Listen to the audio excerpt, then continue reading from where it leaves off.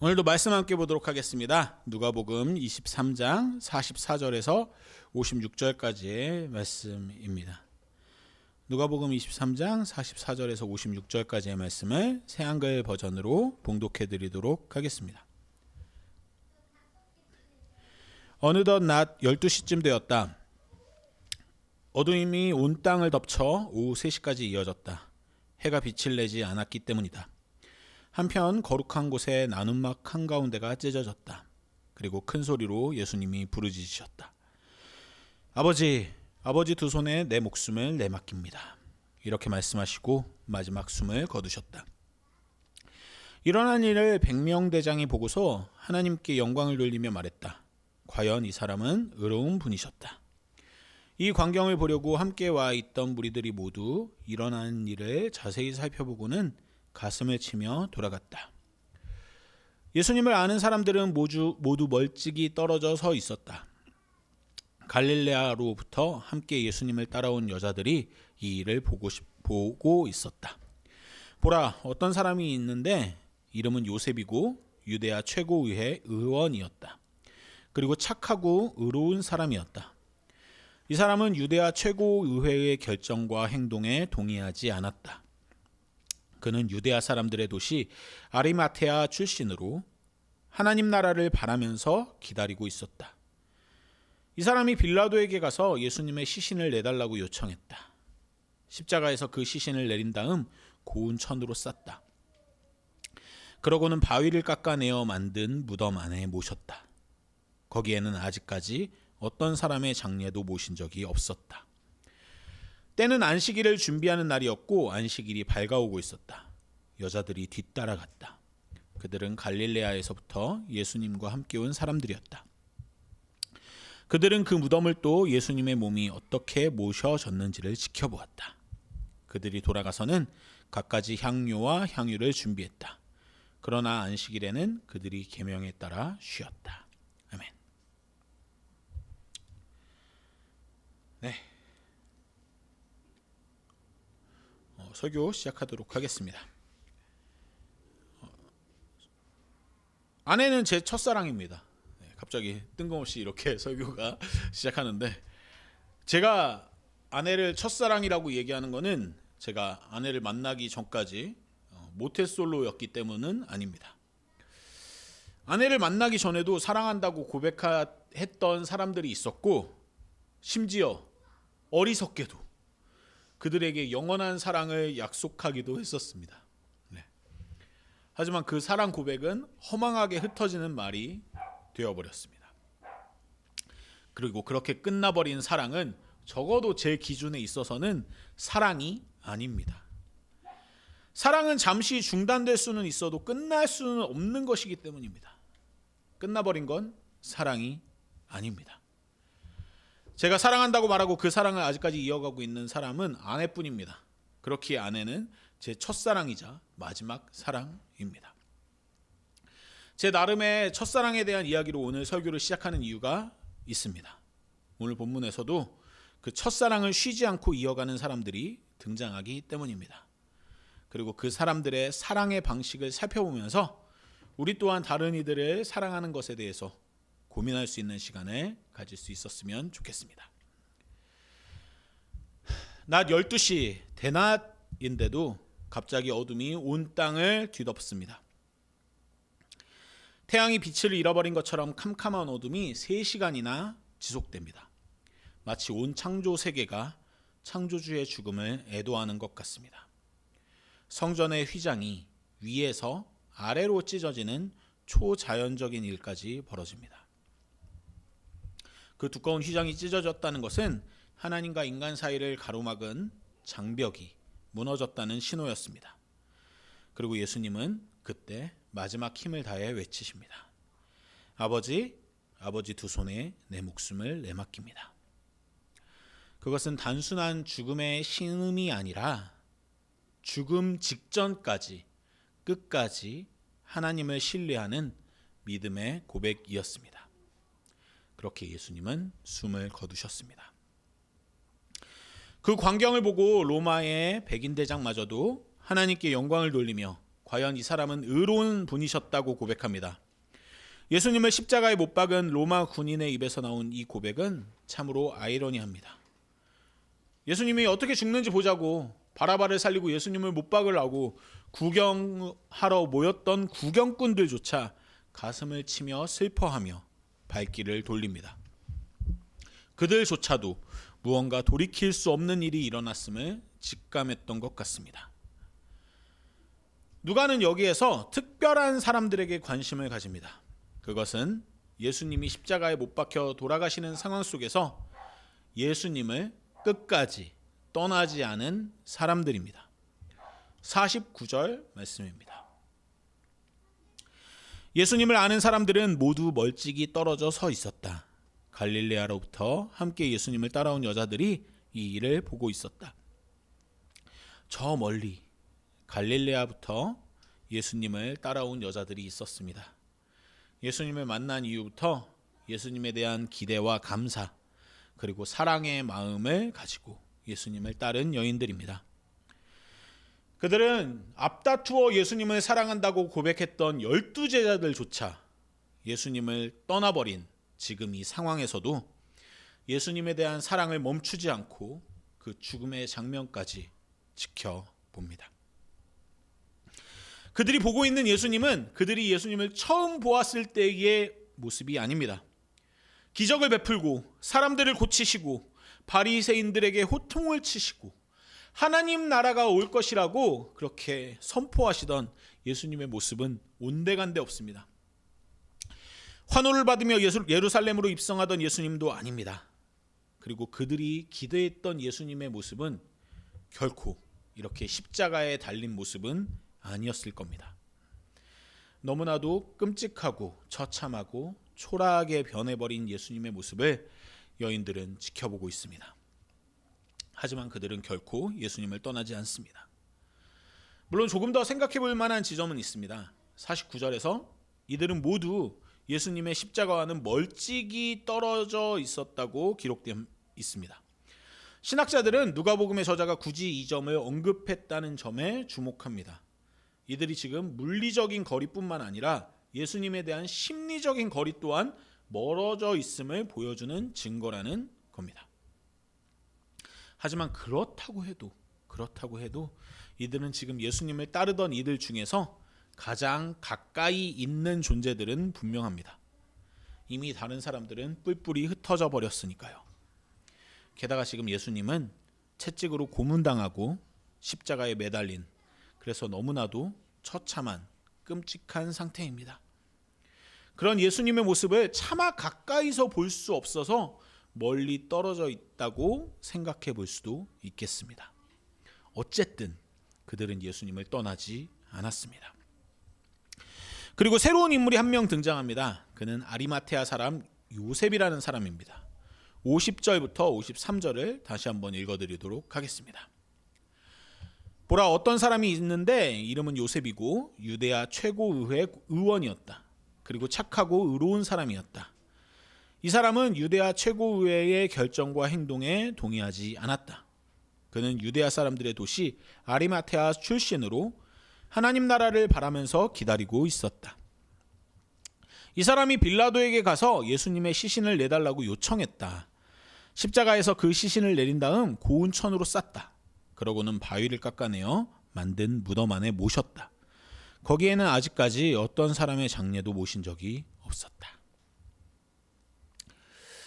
이 오늘 본문의 내용을 바탕으로 아리마테아 사람 요셉에 대해 정리해보면 이렇습니다. 아리마테아 사람 요셉은 유대 공회의원이었습니다. 유대인 중에서도 상당히 높은 신분을 가지고 있는 인물이었죠.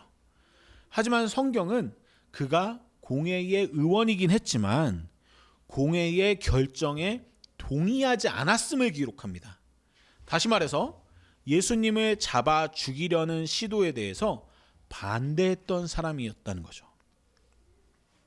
그렇게 그는 보통 성경에서 대부분 불의하다고 평가받는 유대 지도자의 위치에 있음에도 착하고 의로운 사람이라는 평가를 받습니다.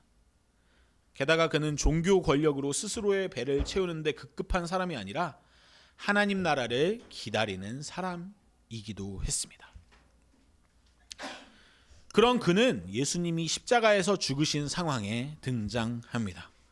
그리고 무려 빌라도에게 가서 직접 예수님의 시신을 요청합니다. 당시 유대 전통으로는 죽은 이들은 무덤 안에 매장해야 했습니다. 무덤에 매장되지 못한 채 길가에 그냥 버려지는 것은 하나님의 저주 아래 있는 운명을 의미했습니다. 예수님은 신명기 말씀에 따르면 나무에 달려 죽은 자입니다. 십자가라는 나무에 달려 죽은 자.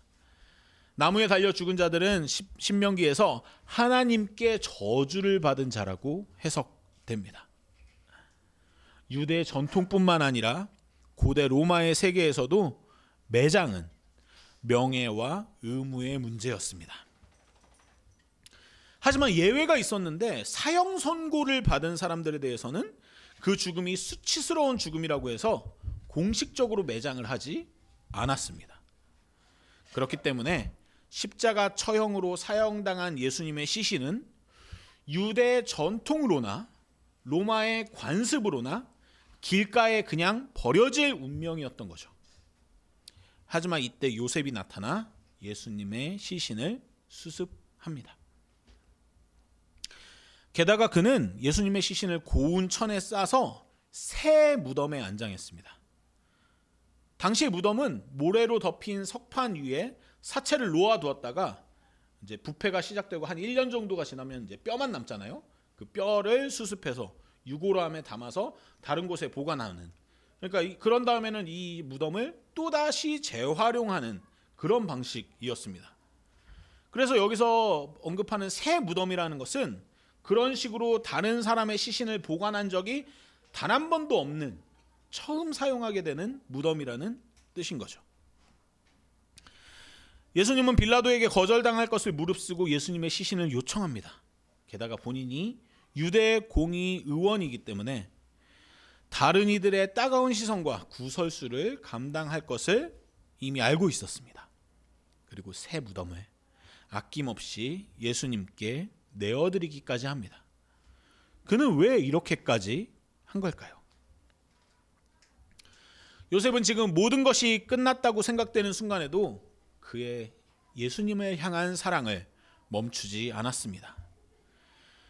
예수님이 메시아라는 기대가 십자가와 함께 무너져 내렸을 때 다른 사람들은 실망하고 떠나갔지만 요셉은 그 무너진 기대의 잔해 속에서도 자신이 할 수 있는 사랑을 찾아냈습니다. 그것은 화려하지도 영광스럽지도 않은 일이었습니다. 단지 차가운 시신을 거두는 일이었죠. 하지만 그것이 그가 할 수 있는 최선의 사랑이었습니다. 더 나아가 요셉의 사랑은 대가를 계산하지 않는 사랑이었습니다. 공회원으로서의 명예와 지위, 동료들과의 관계, 심지어 자신의 안전까지도 위태로울 수 있었음에도 로마 정부의 반역자의 시신을 달라고 요청한 것이 자신도 반역자로 의심받을 수 있었음에도 그런 위험한 일을 멈추지 않습니다. 그럼에도 그는 예수님을 사랑한 거죠. 손해를 보더라도 위험을 감수하더라도 아무도 알아주지 않더라도 사랑하는 것. 그것이 요셉이 보여준 사랑의 모습이었습니다. 요셉이 그렇게 예수님을 무덤에 모실 때 그 뒤를 여인들이 따라갑니다. 갈릴라에서 따라온 그 여인들 말입니다. 그리고 그들은 향료와 향유를 준비했습니다. 예수님의 시신에 바르기 위해서 말이죠. 요셉이나 이 여인들이나 예수님을 멈추지 않고 사랑한 존재인 것은 분명합니다.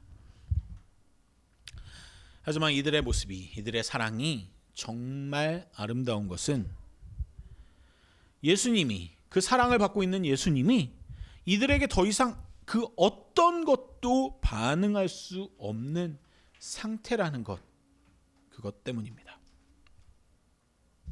그들이 아무리 고운 천으로 예수님의 시신을 감싸고 사용하지 않았던 새 무덤을 내어주고 향료와 향유를 준비해도 예수님은 그에 대해 고맙다는 말 한마디 할 수 없는 상황입니다. 하지만 그들은 그렇게 행동합니다. 예수님을 사랑하니까요. 저는 이것이 가장 순수한 사랑의 형태라고 생각합니다. 아무런 보답을 기대할 수 없는 상황에서도 베푸는 사랑, 상대방의 반응이 없어도 계속되는 사랑, 그것이야말로 진짜 사랑이 아닐까요? 우리가 보통 누군가를 사랑한다고 말할 때 우리는 은연중에 그 사랑에 대한 보답을 기대합니다. 최소한 감사 인사라도 듣고 싶어 하죠. 하지만 요셉과 여인들은 그런 기대조차 할 수 없는 상황에서 계속 사랑했습니다. 더불어 이런 끝까지 포기하지 않는 사랑은 예수님이 평생 가르치신 내용이기도 했습니다. 원수까지도 사랑하라고, 7번씩 70번이라도 용서하라고, 선한 사마리아인처럼 조건 없이 이웃을 돌보라고 하신 예수님의 가르침. 이제 그 가르침을 받았던 사람들이 예수님이 돌아가신 이후에도 그 가르침을 여전히 실천하고 있는 것입니다. 그들은 예수님을 사랑할 뿐만 아니라 예수님의 가르침을 자신들의 삶으로 증명하고 있었습니다. 우리는 지금 어떤 방식으로 사랑하고 있는지 돌아볼 필요가 있습니다. 혹시 우리의 사랑은 계산적이지는 않았는지, 내가 이만큼 사랑했으니 너도 이만큼은 사랑해줘야 한다고 요구하진 않았는지, 상대방이 내 기대에 부응하지 못하면 쉽게 실망하고 포기하고 돌아서고 떠나가진 않았는지. 우리는 종종 사랑한다고 말하면서도 실제는 거래를 하고 있을 때가 많습니다. 내가 너에게 친절하니 너도 나에게 친절해야 하고, 내가 너를 배려하니 너도 나를 배려해야 한다고 생각합니다. 그리고 그 기대가 충족되지 않으면 상처받고 원망합니다. 하지만 그것은 사랑이 아니라 거래입니다. 진정한 사랑은 아무것도 돌려받지 못해도, 심지어 배신당해도 계속 사랑하는 것입니다. 또한 우리는 사랑하면서 정작 희생은 하지 않으려 합니다. 편한 것만 선택하려 하고 손해보는 것은 피하려 합니다. 하지만 요셉은 자신의 새 무덤을 아낌없이 내어주었고, 여인들은 값비싼 향료와 향유를 준비했습니다. 그들의 사랑은 말뿐인 사랑이 아니라 자신들이 감당할 것을 감당하는, 희생하는 사랑이었습니다.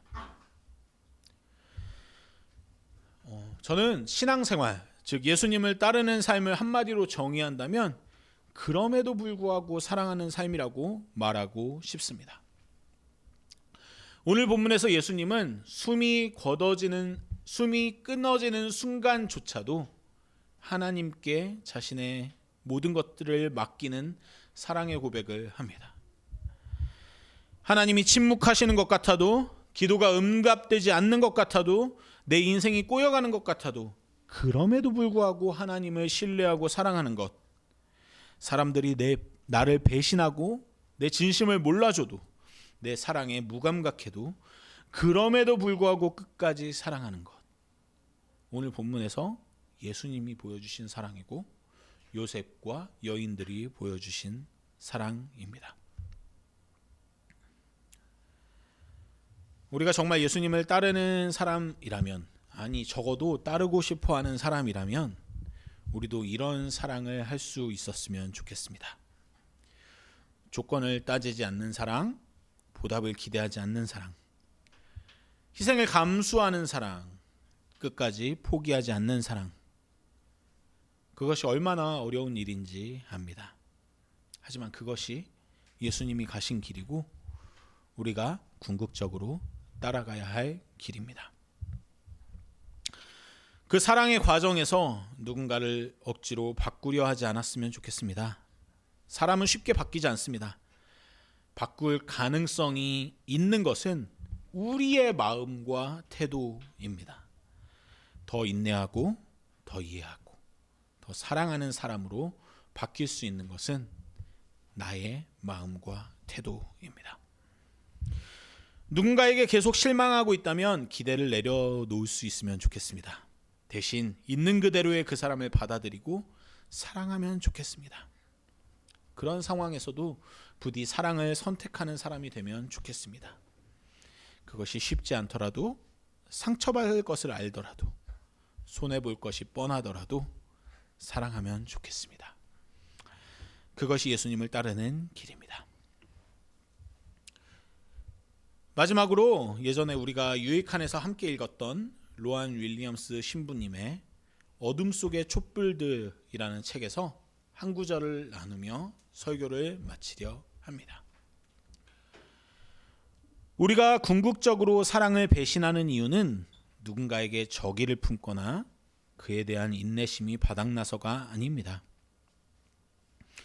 우리가 사랑을 배신하는 진짜 이유는 실제 곁에 있는 사람들, 지금 우리 눈앞에 있는 사람들과 현실이 아닌 다른 사람들, 다른 현실을 갈망하기 때문입니다. 좀 더 편한 현실, 좀 더 무언가 해볼 만한 현실을 달라고 곁에 있는 이 사람들이 아닌 조금 더 사랑할 마음이 들 만한 사람들을 달라고 하느님께 구할 때 우리는 사랑을 배신하게 됩니다. 이 구절들이 우리에게 도전이 될 수 있었으면 좋겠습니다. 우리는 자주 내 앞에 있는 저 사람이 바뀌길, 내 앞에 놓인 이 상황이 바뀌길, 그렇다면 내가 좀 더 사랑할 수 있을 거라고 생각하곤 합니다. 하지만 사랑은 지금 여기에서 전혀 바뀌지 않는, 때로는 전혀 반응하지 않는 내 앞에 있는 바로 그 사람과 함께 시작되는 것입니다. 완벽한 조건을 기다리다가는 영원히 사랑할 수 없을 테니까요. 그럼에도 불구하고 예수를 따른다는 것, 그것은 이런 사랑들을 실천하는 것입니다.